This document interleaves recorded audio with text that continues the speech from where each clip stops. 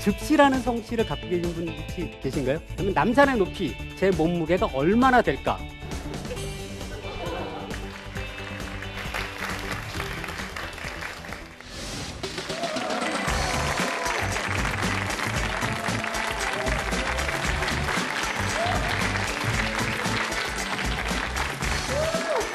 네, 여러분 안녕하세요. 예, 안녕하세요. 반갑습니다. 쉽고 재미있고 듣고 나서 무언가 남는 과학 강연 사과나무의 MC를 맡게 된 고산입니다. 반갑습니다. 예, 여러분께서는 과학하면 어떤 느낌이 드시나요? 너무 어렵다. 또요? 신기하다, 지루하다. 뭐 여러 가지 그런 느낌을 여러분들 말씀해 주시는데요. 과학이라는 건 왠지 모르게 약간은 그래도 딱딱한 이런 느낌으로 우리한테 각인되어 있는 것 같습니다. 근데 사실 과학은 너무나 중요한 그런 대상입니다. 우리 인간에게 너무나 깊이 파고 들어와 있거든요. 예를 들자면 우리 인류가 하늘 날 수는 없지만 과학을 통해서 비행기를 타고 하늘을 날 수 있게 됐잖아요. 그리고 마찬가지로 걷는 속도에는 한계가 있지만 KTX를 타고 부산까지 2시간 반이면 갈 수 있게 됐습니다. 과학은 인간의 외연을 확장시켜주는 그런 역할을 이미 해왔고요. 말하자면 우리한테 팔이 하나 더 생기는 거나 다름없죠. 과학이라는. 그리고 또 과학은 첨단 과학기술 트렌드를 알면요. 우리가 5년 후, 10년 뒤에 세상이 어떻게 펼쳐질지를 잘 이해할 수 있게 됩니다. 그래서 과학은 이렇게 사람을 이해하게 하기도 하고 우리가 앞으로 어떤 세계에 살게 될지를 미리 예측하게 해줄 수 있는 그런 도구이기도 합니다. 자, 그러면 본격적으로 오늘부터 인간을 좀 더 깊이 이해하게 하고 또 미래를 예측하게 해줄 수 있는 이런 과학 강연 사과나무를 시작해 보도록 하겠습니다. 오늘 첫 번째 강연의 포문을 열어줄 분은 어떤 분일까요? 우리 소개 자료로 만나보도록 하시죠.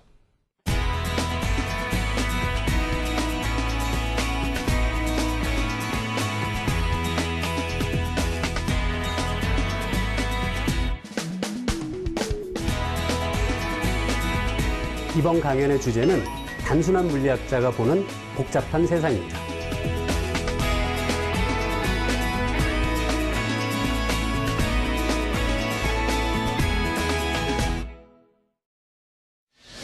예, 그럼 오늘 강연을 맡아주실 김범준 교수님을 무대로 모시겠습니다. 큰 박수로 맞이해 주십시오.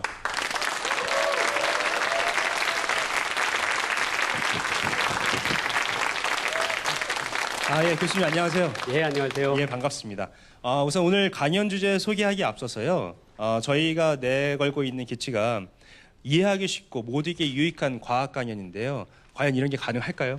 예, 저는 당연히 가능하다고 생각합니다. 과학자들이 어떤 과학적인 결론을 내리기 위해서 단계 밟아나가는 과정들은 사실 굉장히 어려울 수도 있는데요. 그런 사고의 단계를 거쳐서 얻게 되는 결론들은 많은 경우에 일반 사람들 누구나 다 쉽게 이해할 수 있는 그런 내용들이 많습니다. 예. 그럼 그 결과를 오늘 또 잘 포장해서 이렇게 앞에 앉아 있는 어린 학생들한테도 잘 전달해 주시기 오늘 한번 기대해 보겠습니다. 오늘 강의 주제에 대해서 간략하게 좀 소개해 주시면 감사하겠습니다. 예, 저는 통계 물리학을 전공하는데요. 통계학도 들어보셨고 물리학도 들어보셨죠? 근데 통계 물리학은 사실 통계학은 아니고요. 물리학의 한 분야입니다. 그러니까 저와 같은 통계 물리학을 하는 사람들이 어떻게 물리학적인 사고 방법을 가지고 사회에서 벌어지는 다양하고 복잡한 현상들을 이해하려고 노력하는지 그런 것에 대한 내용이 오늘 강연의 주제입니다. 예, 통계학, 물리학, 그리고 사회학 이것들이 오늘 강연에서 어떻게 서로 섞이게 될지 잠깐만 들었는데 굉장히 흥미롭습니다.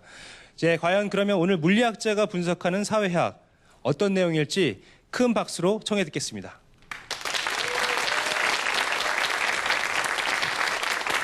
네, 고맙습니다. 여러분이 방금 박수를 치셨는데요. 저는 한 번으로 만족 안 합니다. 한 번 더 박수를 크게 쳐주세요. 네, 고맙습니다. 우리말에 3, 4번이라고 있잖아요. 전 2번도 싫고요. 한 번 더 치라고 할 텐데 이번에는 어떻게 박수를 치시냐면 여러분 중에 이제 다른 사람들이 박수를 치는 박자가 있잖아요. 그 박수를 잘 들으시면서 그 박자에 맞춰서 여기에 계신 모든 분들이 똑같은 박자로 박수를 쳐주시기 바랍니다. 자, 하나, 둘, 셋.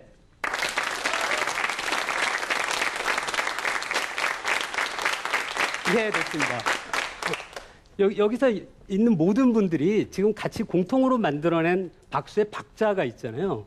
그 마지막으로 여러분이 같이 만들어낸 그 박자는 여기 누가 만든 걸까요? 누가? 제가 만든 건 아니잖아요. 그리고 여기 앉아 계신 분 중에 어떤 특정한 한 개인이 만든 박자도 아닙니다. 그런 것이 저와 같은 통계 물리학을 하는 사람들이 관심 있게 보고 있는 그런 현상들입니다. 통계 물리학이 어떤 거냐면 굉장히 커다란 어떤 그 시스템이 있고요. 그 안에 아주 많은 어떤 구성 요소들이 있습니다. 지금 이 강연장을 채우고 있는 여러분처럼. 그리고 그 구성 요소들이 서로 독립적으로 행동하는 것이 아니라 다른 구성 요소들하고 같이 서로 영향을 주고받습니다. 그렇게 영향을 주고받음으로써 만들어내는 공통의 거시적인 현상, 그런 것을 어떻게 이해하는지, 그게 바로 통계 물리학의 가장 중요한 주제입니다. 자, 그 앞에 보시는 그 지금 그 슬라이드는 어떤 것 같아요? 여러분 보이시나요? 이게 우리나라에 있는 모든 성씨입니다. 우리나라에는 김씨, 이씨, 박씨 같은 성씨들이 우리나라에는 300개 정도가 있고요. 제가 장담하건대 전 세계 어느 나라에서도 이와 같이 한 페이지 안에 그 나라에 존재하는 모든 성씨를 다 적을 수 있는 나라는 우리나라밖에 없습니다. 일본은, 우리나라의 이웃한 일본은 성씨가 13만 2천 개가 있고요. 그리고 제가 아는 또 다른 예 중에 스웨덴이라는 나라 아시죠? 스웨덴에서는 한 달에 새로 만들어져서 등록되는 성씨가 매달 100개입니다. 우리나라는 300개밖에 없죠. 자, 여기서 보시면 글씨가 좀 작긴 한데요. 그 굉장히 희귀 성씨들이 있습니다. 제가 기억나는 희귀 성씨 중에 하나가 그 어떤 특정 성씨를 언급해서 죄송하지만 즙씨가 있는데요. 혹시 이 지금 이 강연장에 계신 분 중에 즙씨라는 성씨를 갖고 계신 분 혹시 계신가요? 한번 둘러보세요. 아무도 없어요. 아무도 없어요. 왜 없을까? 이 프로그램을 만드신 분들이 여러분이 오늘 방청객으로 오시겠다라고 등록을 했을 때 딱 명단을 보다가 아, 희귀 성씨들은 안 돼, 빼. 그렇게 했을 리가 없잖아요. 희귀 성씨가 없는 이유는 너무 자명합니다. 말 그대로 워낙 희귀해서 그런 거죠. 또 비슷한 질문을 여러분한테 한 번 더 해볼 텐데요. 지금 제가 보기에 한 이 강연장에 한 4, 50분 정도가 계신 것 같아요. 그럼 여러분 중에 어머니도 혈액형이 AB형, 아버지도 혈액형이 AB형, 그런 학생이 있으면 한번 손 들어보세요. 없어요. 왜 없을까? 그것도 마찬가지입니다. 우리나라에는 AB형의 비율이 10%밖에 안 됩니다. 10%밖에 안 되는 남자와 10%밖에 안 되는 여자가 만나서 결혼을 할 가능성은 10%가 10분의 1이잖아요. 그러니까 10분의 1 곱하기 10분의 1이 돼서 100분의 1밖에 안 됩니다. 지금 여기 강연장에는 100분이 안 계시거든요. 그래서 여러분 중에 어느 누구도 엄마도 AB형, 아빠도 AB형, 그런 분은 여기 한 분도 없는 겁니다. 자, 물리학자들, 저와 같은 통계 물리학자들 관심 있어 하는 게 바로 이런 거예요. 지금 여러분이 만들어낸 공통의 박자, 박수 친 그 박자, 그리고 여기에 희귀 성씨를 가진 분들은 없고, 그리고 엄마 아빠가 다 AB형인 그런 학생은 한 분도 없고, 그런 일들이 생기는 것이 바로 어떤 확률적인 규칙성인 거죠. 그런 걸 어떻게 사회에서 벌어지는 그런 다양한 확률적인 규칙성들을 어떻게 이해하는가라는 것이 그 저와 같은 통계 물리학자들이 아주 관심 있게 생각하는 그런 주제입니다.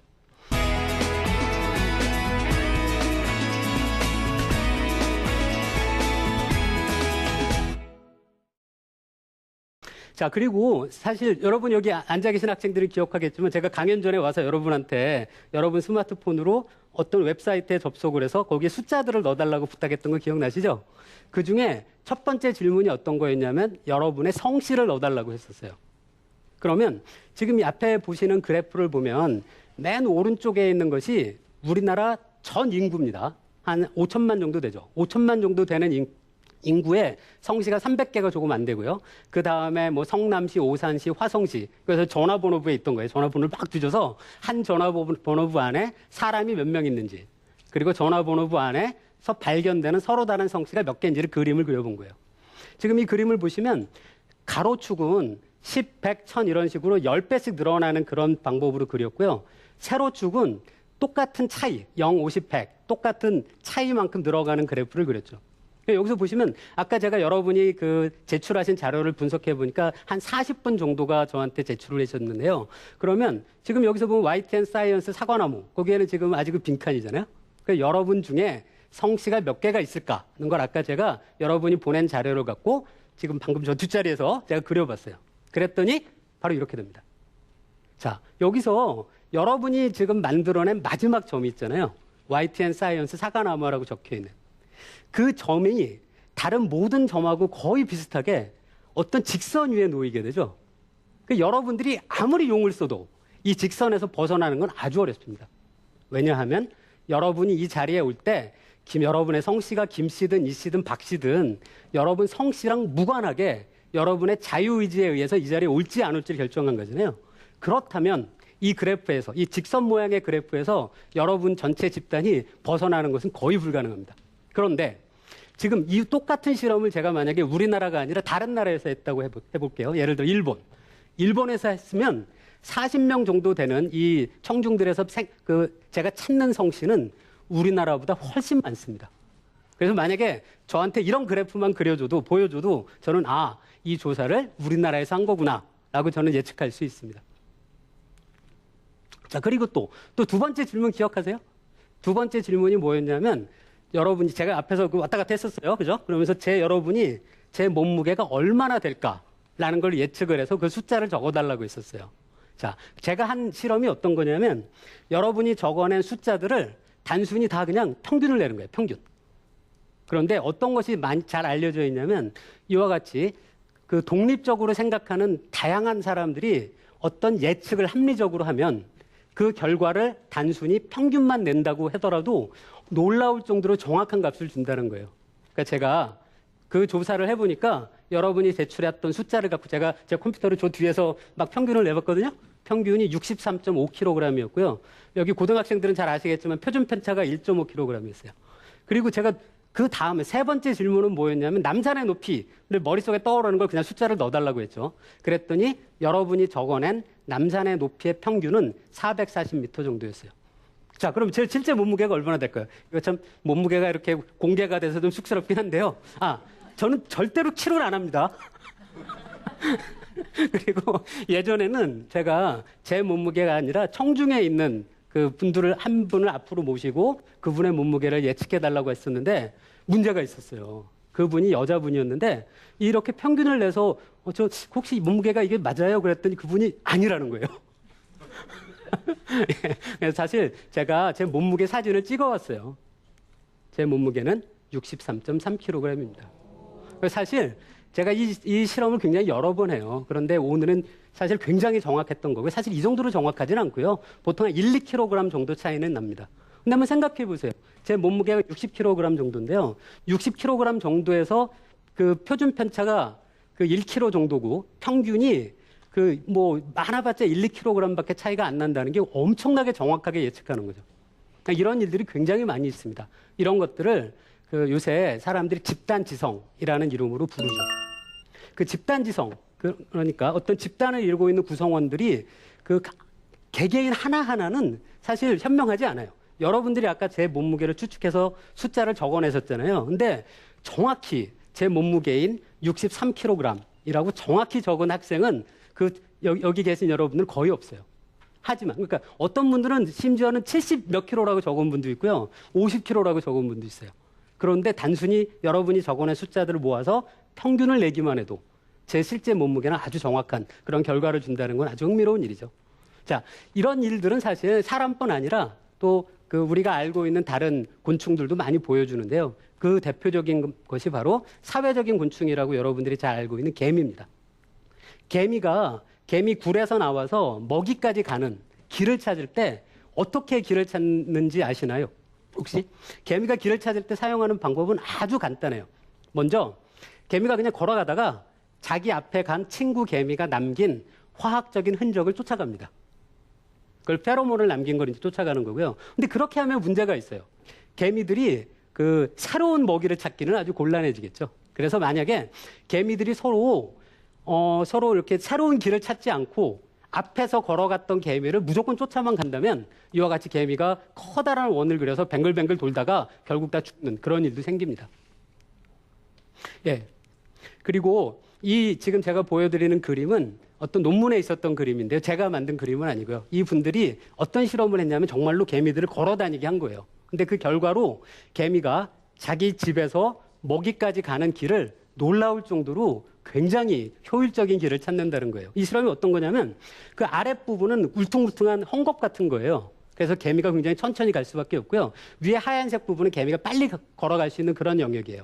그래서 이렇게 만약에 그 왼쪽 위에서 출발해서 오른쪽 아래까지 가는 길을 찾도록 개미가 그냥 마음대로 돌아다니게 하는 거예요. 그럼 최종적으로 만들어지는 길은 바로 이거고요. 이게 바로 여러분 아마 학생들은 들어봤겠지만 빛이 서로 굴절률이 다른 매질을 통과할 때 빛이 꺾이잖아요. 그 빛이 꺾이는 페르마의 원리를 정확히 따른다는 그런 아주 흥미로운 논문이었습니다. 자, 그런데 개미는 물론 사람보다 굉장히 사실 별로 안 똑똑하잖아요. 근데 개미조차도 이렇게 서로 영향을 주고받는 거에 의해서 이렇게 효율적인 해결책을 찾을 수 있다면 우리 사람들은 다른 사람들의 의견을 경청할 수도 있고요. 서로 토론을 해서 설득할 수도 있고요. 그럼 우리 같은 사람들이 이와 같은 활발한 의사소통을 통해서 만들어낼 수 있는 해결책은 개미에 비하면 훨씬 더 훌륭할 수 있겠죠. 그게 바로 우리 사회가 그 굉장히 개미 사회보다는 인간 사회가 훨씬 더 진화되어 있고 진보되어 있고 그리고 아주 놀라운 일들을 많이 만들 수 있는 그런 이유라고 생각합니다.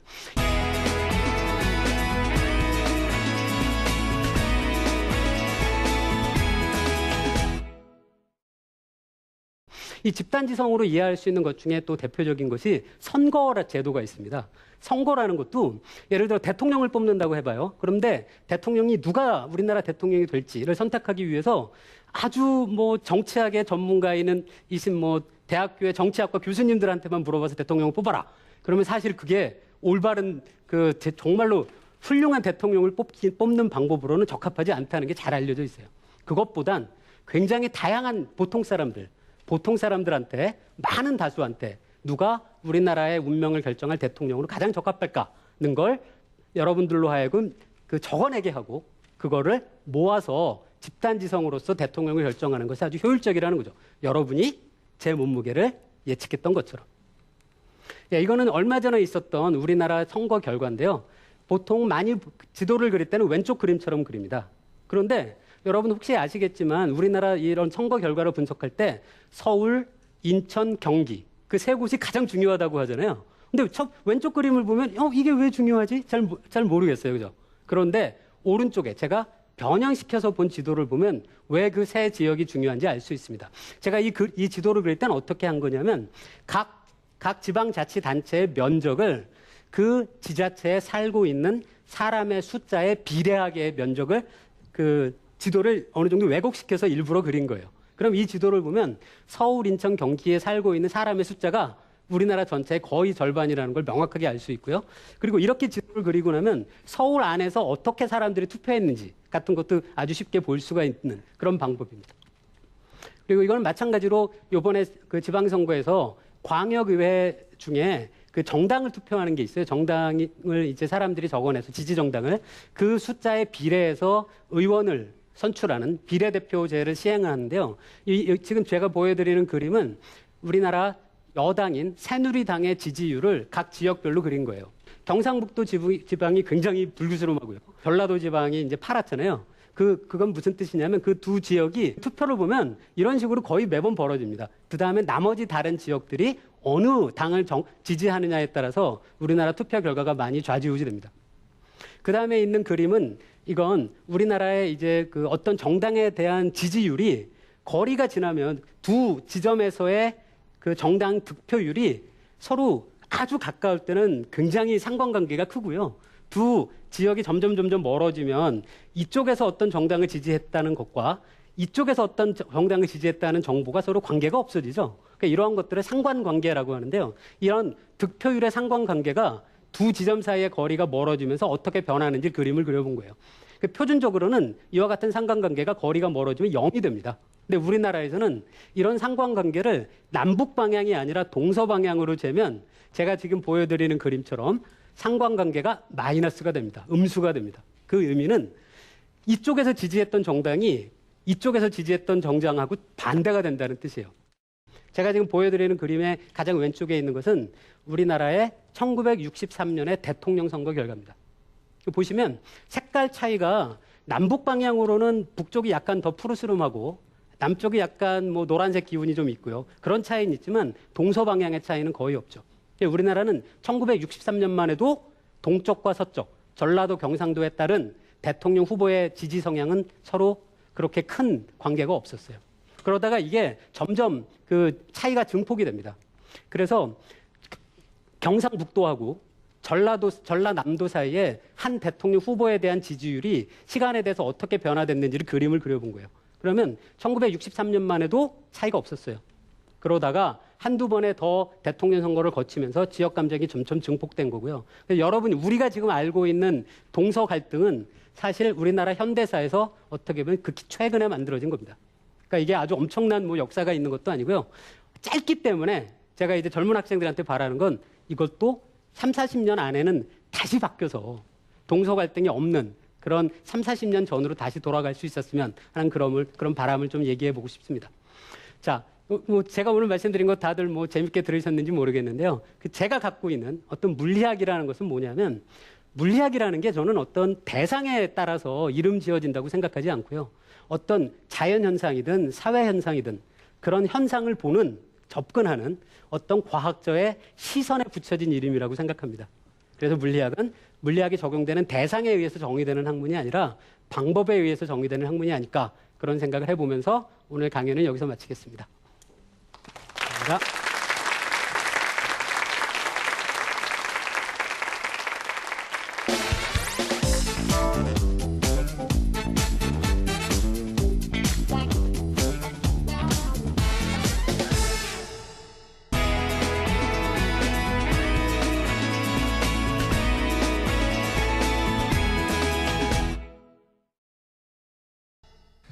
예, 교수님.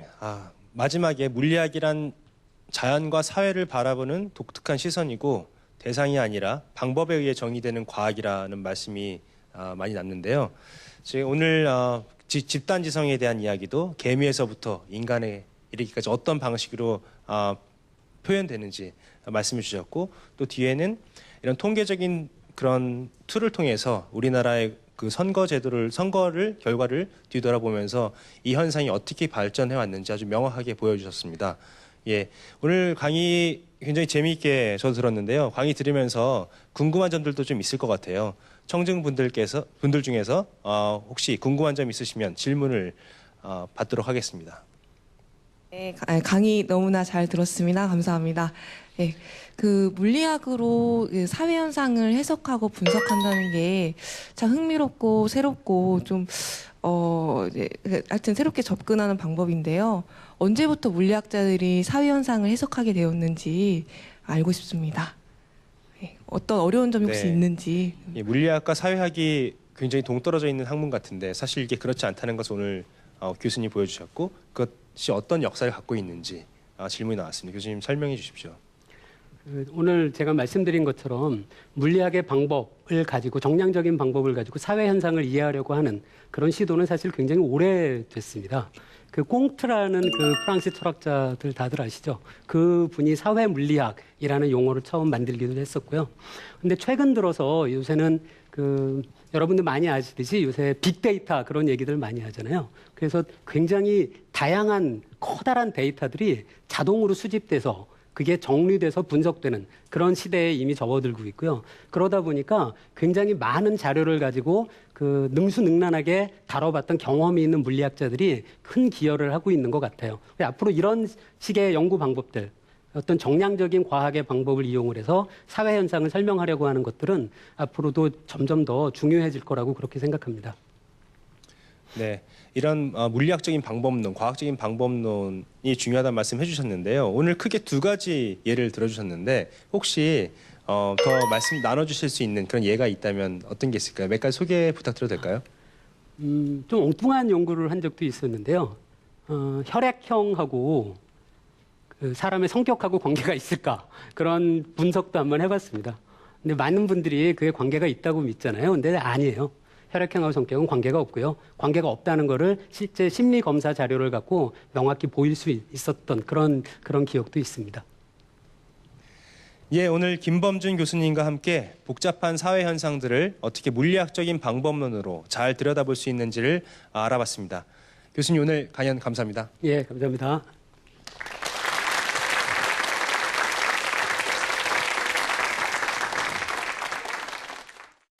예, 여러분 오늘 김범준 교수님과 함께 이 사회 현상들을 과학적인 방법론으로 들여다보는 그런 예를 몇 개 보셨는데요. 어떠셨나요?